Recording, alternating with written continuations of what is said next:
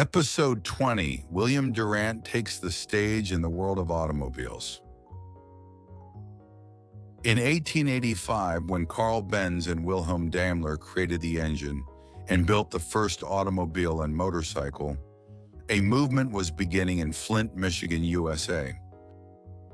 William Durant, who became the best salesman in Western Michigan and achieved great success with every new venture, soon became a well-known figure in the Flint area. He always greeted people with a warm smile, spoke with a humble tone that won their hearts, and his 107 centimeter height, 62 kilowatt frame, and brown eyes made him naturally likable. The people of Flint, recognizing Durant's reputation and skills, asked him to take on a challenge improving the city's troubled water supply system. At that time, Flint's residents were suffering significant inconveniences due to the water supply, and complaints were constant.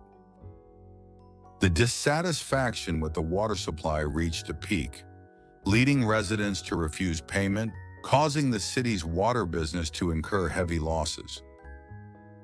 Determined to improve the water system, William Durant first began a thorough review of Flint's water network.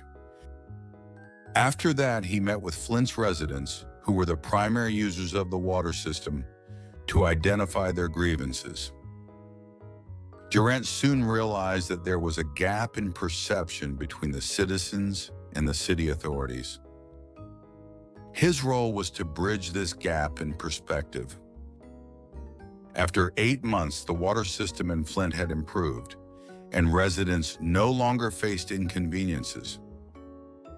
As a result, the residents resumed paying their water bills, turning the business into a profitable operation. At this moment, William Durant realized that to sell a product, one must first understand the customer's mind.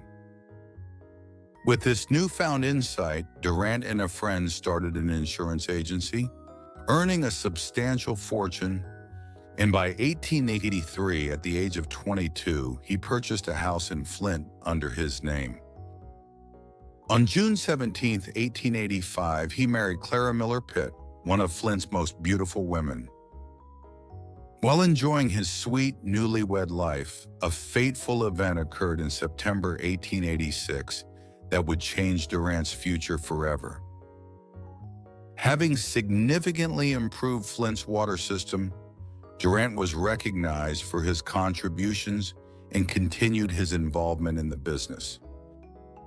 One day, he was walking to attend a meeting at the Flint Waterworks office.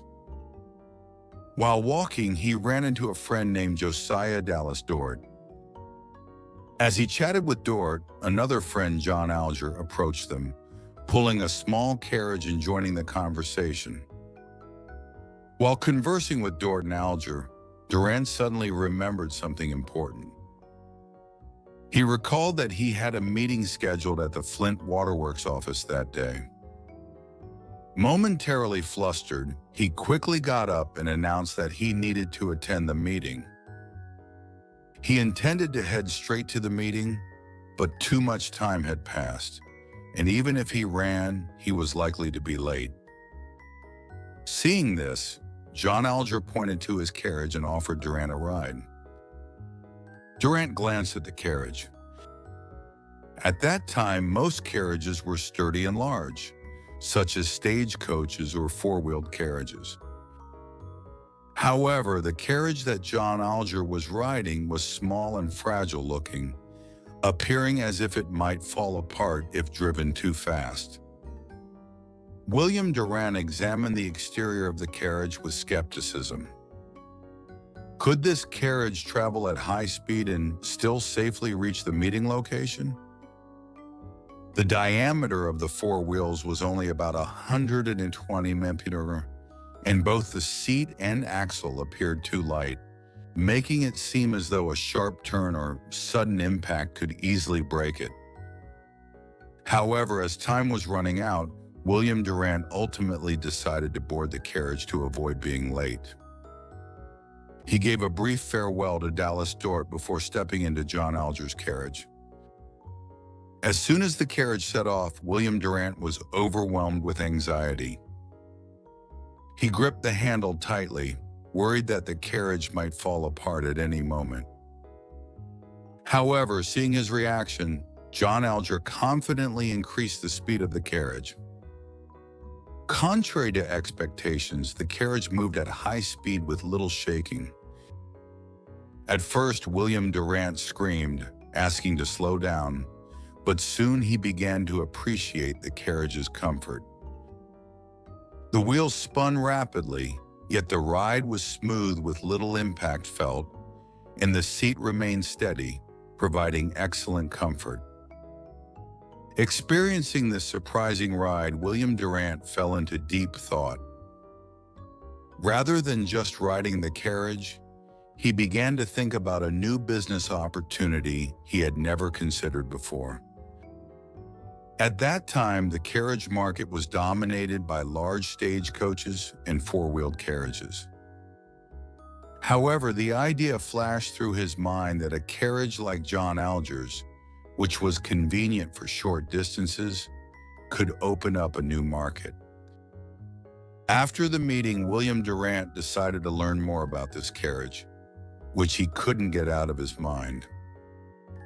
First, he purchased a carriage identical to John Alger's and examined it himself. As he meticulously analyzed the carriage's structure, he discovered a unique technology applied to it. This carriage was equipped with a primitive shock-absorbing system, or suspension, which was not commonly found in other carriages of the time. The system was designed to absorb shocks from the ground, allowing for a smoother ride even at high speeds. William Durant traveled 120 miles southwest of Flint to Coldwater to find out who manufactured the carriage. There he found a small carriage manufacturer called Coldwater Road Cart Company, which was producing the very carriage he had ridden. At first, he expected that such an excellent carriage would be made in a large factory, but upon arrival, he found the company to be surprisingly small and its facilities outdated. There, William Durant met Thomas O'Brien and William Schmedlin, the owners of Coldwater Road Cart Company. He shared his personal experience of riding the carriage and emphasized its outstanding comfort. The two men proudly revealed that the carriage was equipped with a patented shock-absorbing system. As they talked, William Durant began formulating a plan. He wanted to distribute the carriage more widely and sought to acquire the sales rights for Coldwater Road Cart Company. However, instead of selling the sales rights, the two men proposed that he buy the entire company.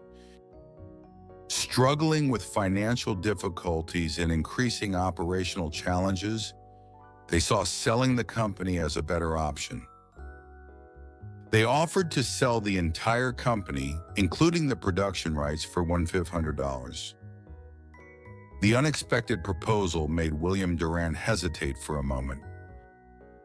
Although he had no experience in carriage manufacturing, he felt a strong conviction that this carriage would succeed. However, the amount of $1,500 was not an easy sum for William Durant to raise at the time. He decided to continue negotiations to resolve this issue. He determined that without the patent rights for the shock-absorbing mechanism applied to the carriage, the business would be less viable, so he proposed an acquisition condition that included the patent rights. Thomas O'Brien and William Schmedlin were hesitant at first, but ultimately, considering their financial difficulties, they accepted the condition of including the patent rights for $1,500. As all negotiations proceeded in his favor, William Durant smiled.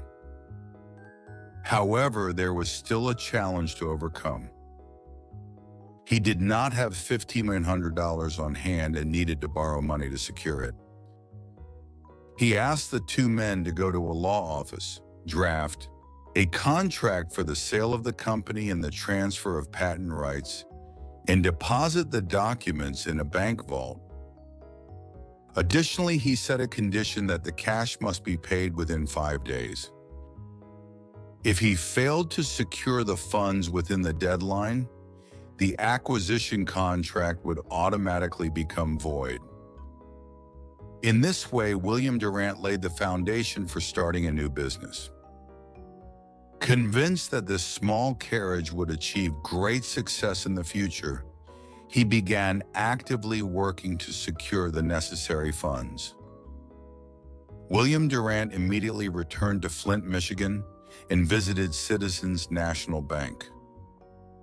William Durant briefly explained his business plan to the bank manager and requested a $2,000 loan to cover the costs of transporting various factory equipment and inventory to Flint. The bank manager of Citizens National Bank, after listening to Durant's story, smiled and immediately lent him $2,000 with a 90-day promissory note.